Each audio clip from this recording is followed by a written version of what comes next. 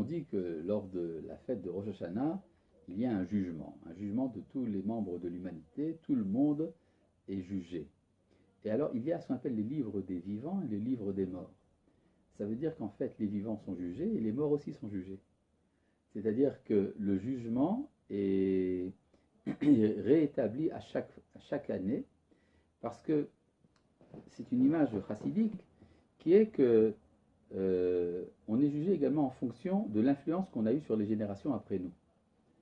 Et donc, même si quelqu'un a vécu il y a 1000 ans, il sera jugé en fonction non pas seulement de ce qu'il a fait lors de sa vie, mais des effets de son action sur les générations postérieures. Ce qui fait que chaque année, les morts sont à nouveau jugés en fonction des effets de ce qu'ils ont fait.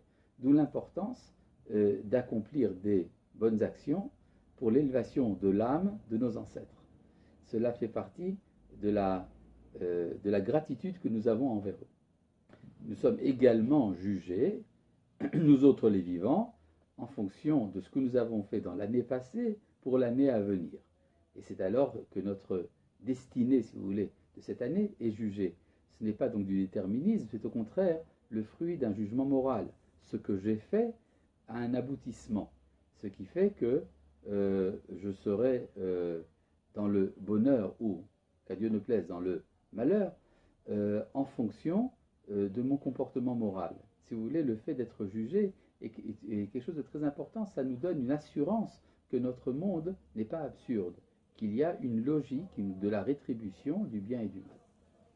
Une personne qui est jugée, finalement c'est le jugement, on parle de signature. Alors, il y a ce qu'on appelle la signature, c'est l'aboutissement du jugement. C'est comme quand vous faites un contrat, tant que ce n'est pas signé, ce n'est pas vraiment un contrat. Et puis il y a différentes sortes de signatures également, signature officielle, non officielle, etc. Donc il y a également des ajournements possibles.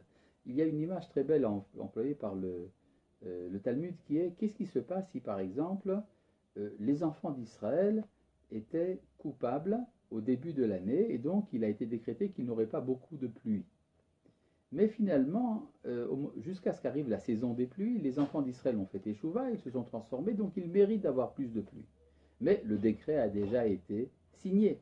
Eh bien, le Talmud nous dit, oui, mais ce sera la même quantité de pluie qui a été décidée à l'origine, mais ça sera distribué de manière très précise. Chaque goutte tombera précisément là où elle doit tomber. Et donc, il y aura abondance. Par contre, si vous avez le schéma inverse, si les enfants d'Israël étaient méritants au début de l'année et qu'il a été décidé qu'ils auraient beaucoup de pluie, mais qu'entre-temps, jusqu'à ce qu'arrive la saison des pluies, ils sont devenus méchants, eh bien, la pluie tombera dans la quantité décidée à l'avance, mais elle tombera dans les mauvais endroits. Elle tombera dans des précipices, dans des nappes souterraines. Et donc, il y aura la sécheresse, même s'il y a beaucoup de pluie. Donc finalement, le fait d'être jugé et signé dans le livre des morts ne signifie pas que la personne va mourir dans l'année. Non, pas forcément, effectivement, parce que ça voudrait donc dire que toutes les personnes mortes âgées ont été jugées coupables lors de leur dernière année, ce qui semble un peu absurde. On peut dire que la vie et la mort, c'est aussi également la vie et la mort dans le monde futur.